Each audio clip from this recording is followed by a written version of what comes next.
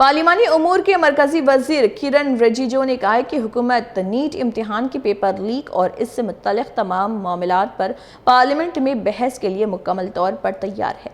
उन्होंने अपोजिशन से अपील की है कि वो पार्लियामेंट का वक्त ज़ाय ना करे और ऐवान में आकर इस अहम मसले पर तामीरी बहस में हिस्सा ले। किरण रिजिजू का कहना था कि पार्लियामेंट मसाइल के हल का बेहतरीन प्लेटफॉर्म है और तमाम फ़रीक़ीन को इसमें ताउन करना चाहिए।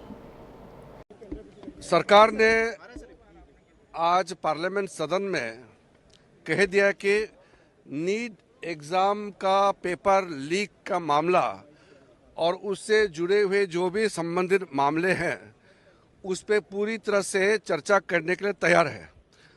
हमने पहले दिन से कहा कि सरकार कोई भी मुद्दे देश हित में और युवाओं के हित में जो भी आता है चर्चा के लिए हमेशा तैयार है, लेकिन उसके लिए किस नियम के तहत चर्चा करना है वो तो तय करना पड़ेगा।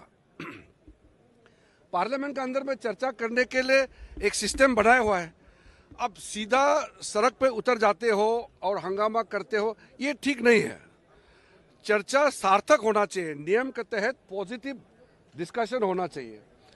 और सरकार चाहते हैं कि नीट एग्ज़ाम पेपर पे पूरा चर्चा हो करके और उसमें क्या क्या कदम सरकार ने उठाया है ये भी देश का सामने में जाना चाहिए। और नीट के पेपर लीकेज के बाद जो घटनाएं हुए हैं उसका भी ब्यौरा सरकार सदन में देंगे, देश को बताएंगे और क्या क्या कार्रवाई किया है ये भी देशवासियों को जानने का पूरा अधिकार है। अगर हम चर्चा नहीं करेंगे तो देशवासियों को जानकारी कैसे मिलेगा।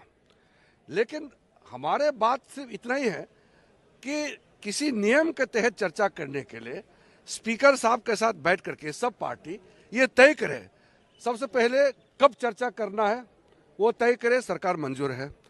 किस नियम के तहत चर्चा करना है सरकार तैयार है, और कितने लंबे चर्चा होना चाहिए, कितने घंटे का चर्चा होना है